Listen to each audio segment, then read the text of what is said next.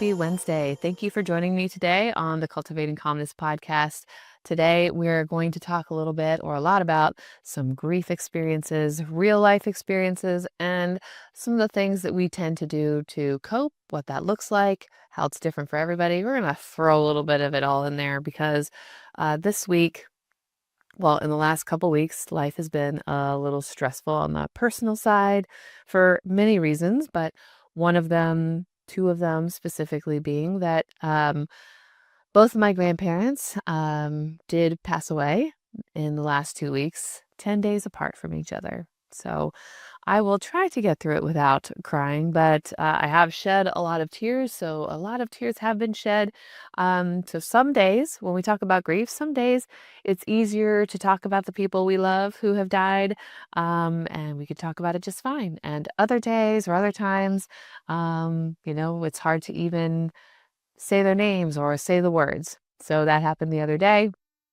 I was at church or, my church youth group, and we did a little like huddle meeting. And, I was just asking for prayers and letting everybody know because they'd been following along in my grandparents' kind of health journey. And, I couldn't spit out the words without crying. So even though everything seemed fine up until then. So sometimes we can be talking and we can be fine, and then just, the emotions hit, and that's normal and that's okay. So for me, it is very fresh. I have my little friend here.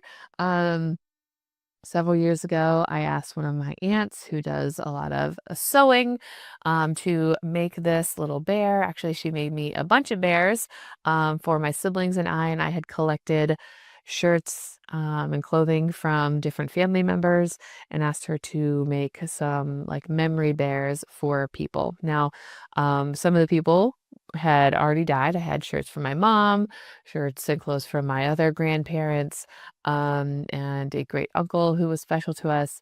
And then my dad is still alive, and my grandparents were still alive at the time, but now they have passed. So now this bear is extra special. So this bear is made from shirts from them. This is my grandpa's shirt. We called him Pappy. And this is grandma's shirt. We just called her Grandma. And on the bottom, she kind of stitched their names, what we called them. So Pap and Grandma are here on the bottom of our bear. So these are special because they're made from their clothing. And so, when you're grieving, like when you're in the midst of grieving, sometimes it'd be hard to really think about doing those things. But, that's why sometimes we think of those things ahead of time.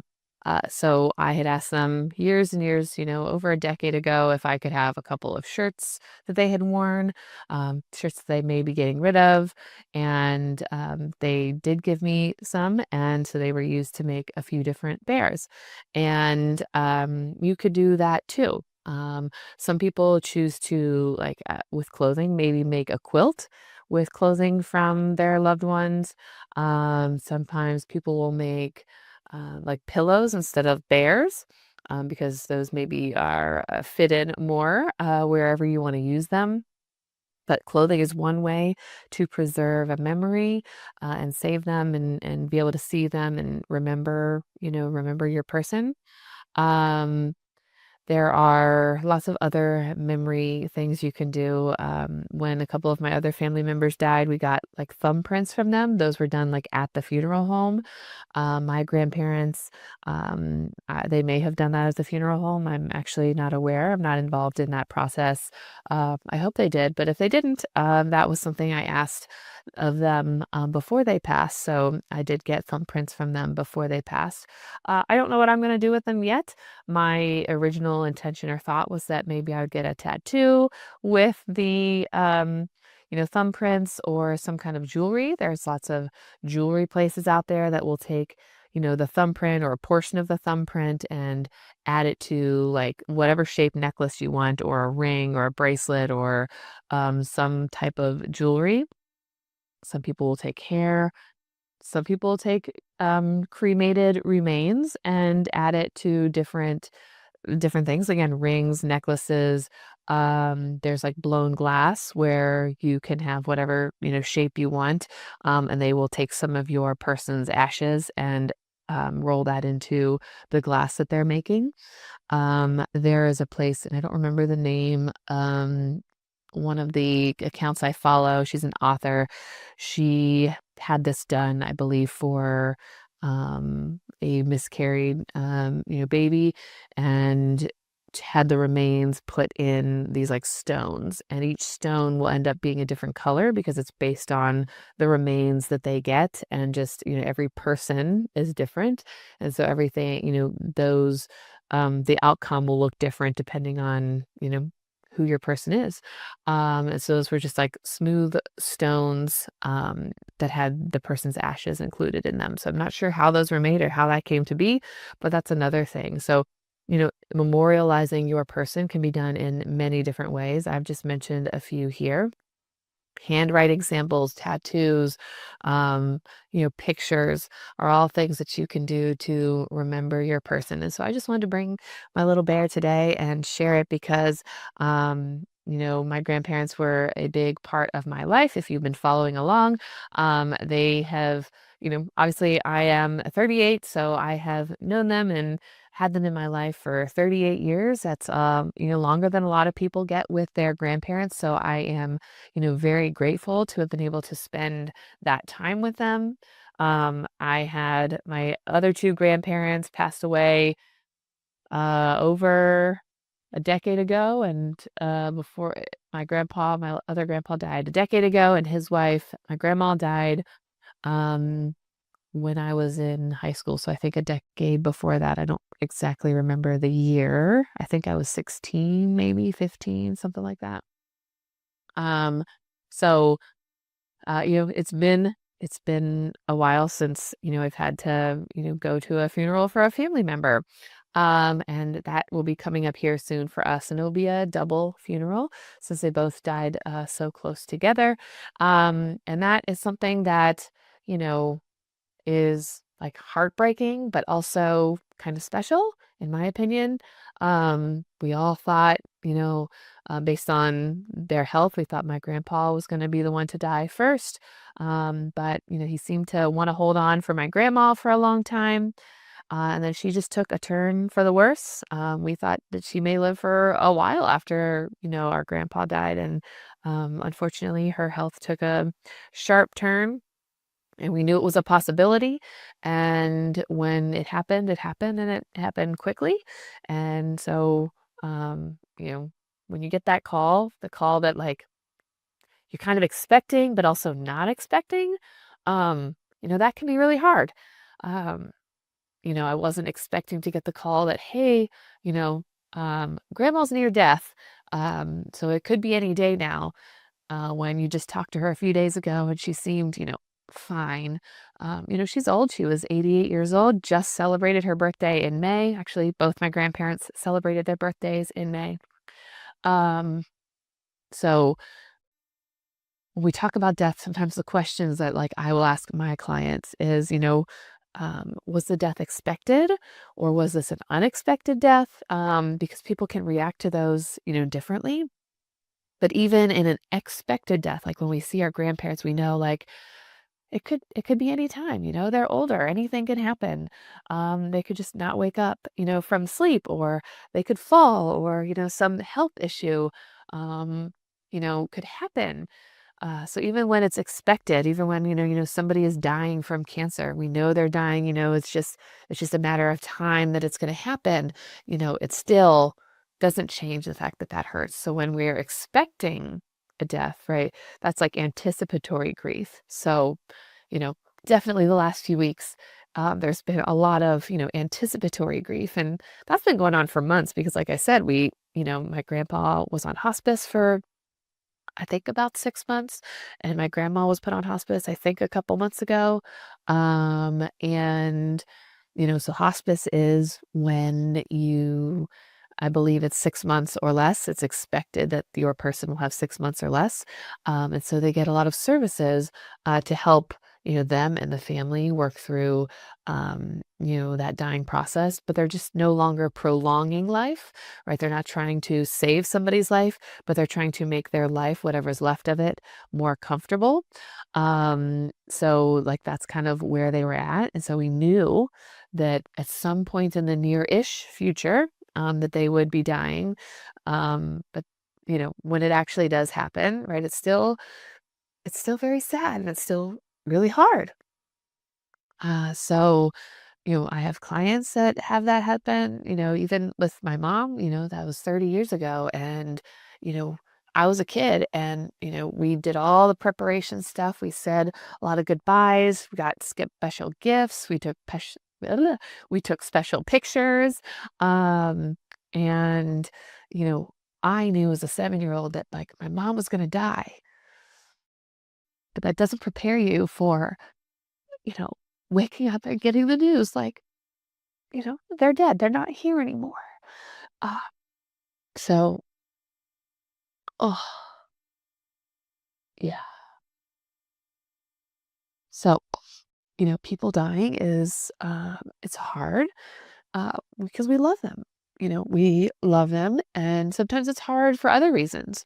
Uh, you know, Grief is different for everybody. And in this process, I've grown closer to some family members, and I've definitely grown further apart from some family members because, whatever you want to call it, grief can do weird things to people. It can bring out the best in people and it can bring out the worst in people.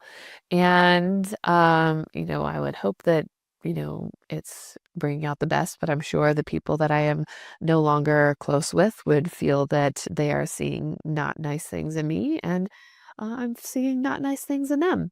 And the people that I'm grown closer with, I've just, been able to have deeper conversations with and connected with them. And, um, one of my aunts, we had been talking and her daughter, um, unexpectedly, died in an accident. I think it'll be 17 years this year, I think. Yeah, I think it'll be 17 years this year. She was 16 years old, and I know what it was like when I found out. And at the time, I wasn't really close with my cousin.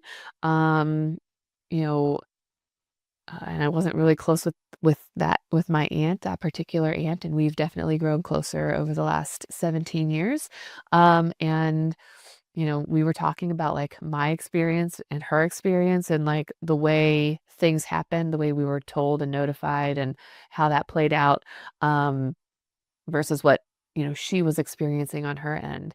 And one of the things that kind of came up and one of the things that is hard for people, is when, someone, is grieving, and I'm definitely not perfect at it. I'm not, great at it. I've definitely fallen into these traps, some of the things I'm going to share. So, even though we know the things we're supposed to do, it can still be hard to do the things, that maybe are best. So one of those things is like, let me know what, we can do for you. Well, that's a big burden on the person who is grieving, right? Because they're not going to ask you. They're not going to tell you that they need anything. They need you to come to them and, offer or talk or suggest or even just reach out. And so I hear that a lot is that, sometimes it's just that people don't know what to do or don't know what to say. So they just like, they take a step back. They don't say or do anything. Um, and then sometimes it's, they aren't very close. So like they're not sure what kind of comfort they can bring to a family. I know for me, when my cousin died, I had not yet graduated college, but I had a semester left and I was home to do like an internship. That was the last part of my degree. And I was graduating, semester early. I don't even know how I did that, but I graduated a semester early. So my last semester, I came home to Ohio because I went to school in North Carolina, did my internship, uh, graduated, but she died right before that semester started. I believe that's how that happened. Now I'm second guessing. I got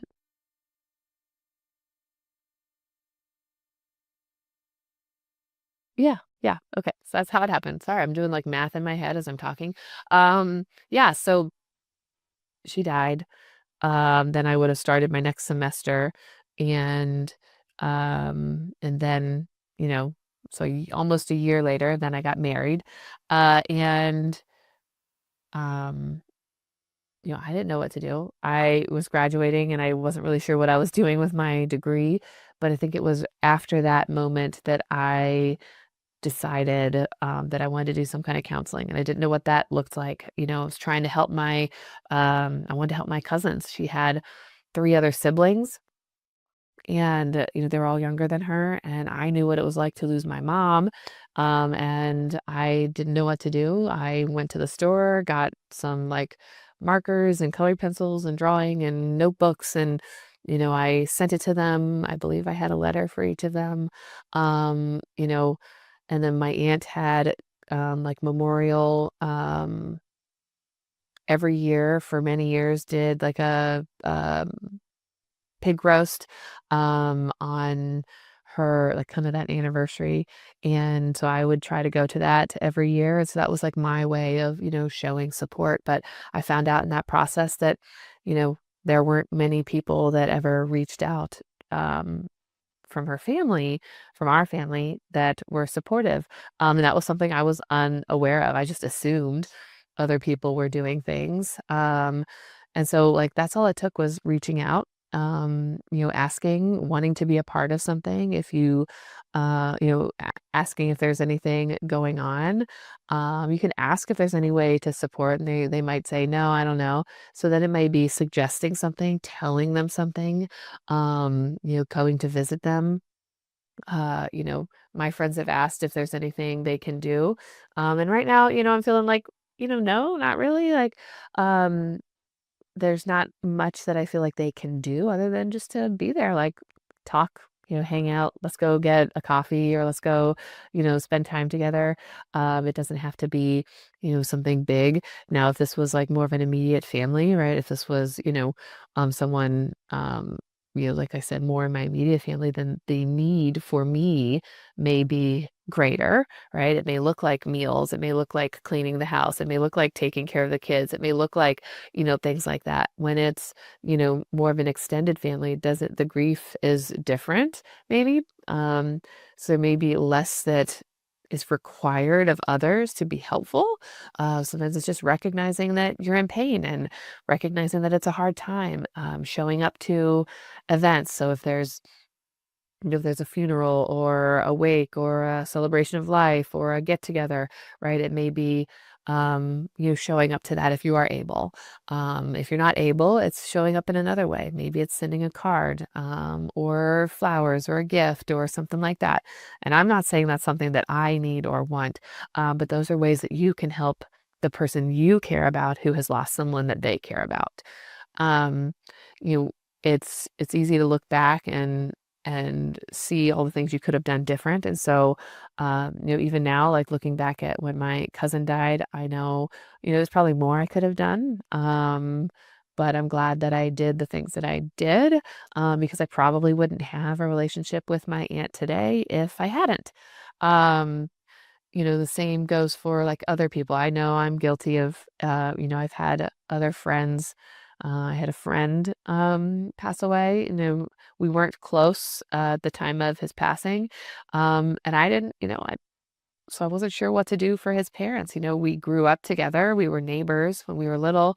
Um, and at the time, I wasn't sure, what to do. And you think, I can't make it any better." You're right, you can't make it any better, you can't make the loss go away.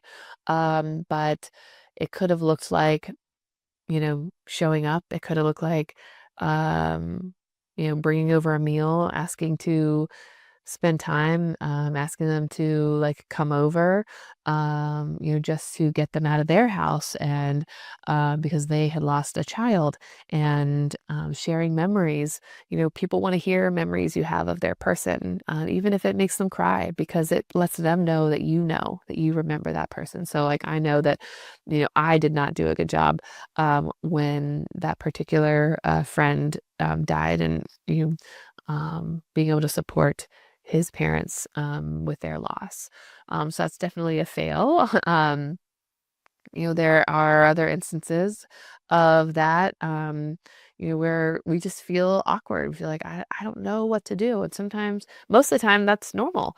We don't know what to do or say. And sometimes it's just being there for that person. You don't even have to talk about the person, but they know that you know, and that's why you're there, and that's why you're helping, and that's why you're, taking them out for dinner, or, going to buy plants, or just walking around the store together, right? Because you care. And sometimes that's all they need. Sometimes it's just sitting and watching TV with them, and we don't have to talk. We don't have to say anything. It's just kind of being present. So, you know, grief can look all kinds of ways. It can look unexpected. Oftentimes it looks like tears and crying, but sometimes it looks like shoving it all down and not talking about it and not expressing the emotions. Sometimes it looks like anger and jealousy and resentment and all kinds of things. So, each person has their own relationship with the person that has died, and their reaction doesn't necessarily reflect how much they did or did not love the person, because there's all kinds of thoughts and experiences going on in their head and in their body, and in the world around them that will determine, how they react. So, I definitely have people in my family who are like, currently right now, like, we're not showing any emotion and we don't want anything and we're not going to do this and we're not going to do that. And other people are like, we're absolutely going to do this and we're absolutely going to do that. And right, it's just their own way of expressing that. And, even me, it's hard, because, I have relationships with, these people, and it's hard to have maybe some compassion and empathy for people when their reactions are not what you expect and not what you would like, and maybe even hurtful. And so I try to have that, and I have that to an extent. And in, what's going on in my family, there's just lots of stuff going on. And so sometimes we do the best we can. And the best we can is within the circumstances that are surrounding you and your situation. Um, you know, I'm talking to people who are, they've had a loss and then they have a loss on top of a loss on top of a loss. So that might look like, you know, somebody dies and then we move and we change schools and I lose my friends and I move away from all the people I know, right? That's like multiple losses, loss of, additional relationships because of the original loss. And sometimes those things are unavoidable. Sometimes, we can't control a lot of times, anytime we can't control other people's decisions, and that can make some of your grief even harder. And what I try to work on with people and even myself is like, what can we control? What is it about the situation that we can control? Is there anything I can do about that situation? And if not, if I can't change the situation, then I'm going to have to reflect on what it is that I can do to heal, what it is that I can do to make that situation better for me as best I can under the under the circumstances. And it still may not be pretty, it may not be ideal, but it's also that idea of like, it's the best I'm going to get right now. And that could change. The hope is that that changes. But if it can't, it's what am I going to do to make life better for me so that I'm not feeling such, this such intensity of emotion that, is affecting my ability to function in life. So I think I hit a lot of different things, when it comes to grief. Grief can be unexpected, even when it's expected. It can be both happy and sad. I'm glad that my grandparents are together. I'm glad my grandpa, didn't have to be, you know, here alone without my grandma for much longer. They spent 67 and a half or almost more years married together. And so they spent 10 days apart. And that was enough. And now they are together. My belief is they are together in heaven. And so, although that is sad, I'm sad to see them go. I know that I'm happy that they are together, and that, they're not in pain, and they're not missing their loved ones.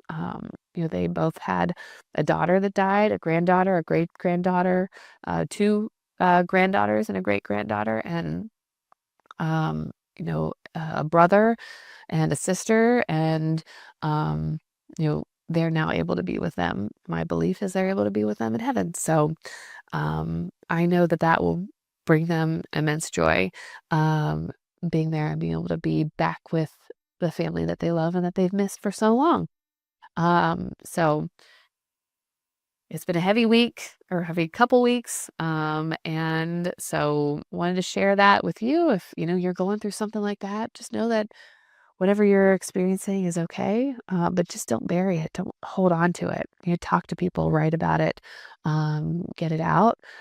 Find the people that you can connect with, even if they don't fully understand. They can still be there for you in whatever way, they're able to be, in whatever way you need them to be. Sometimes we gotta let them know.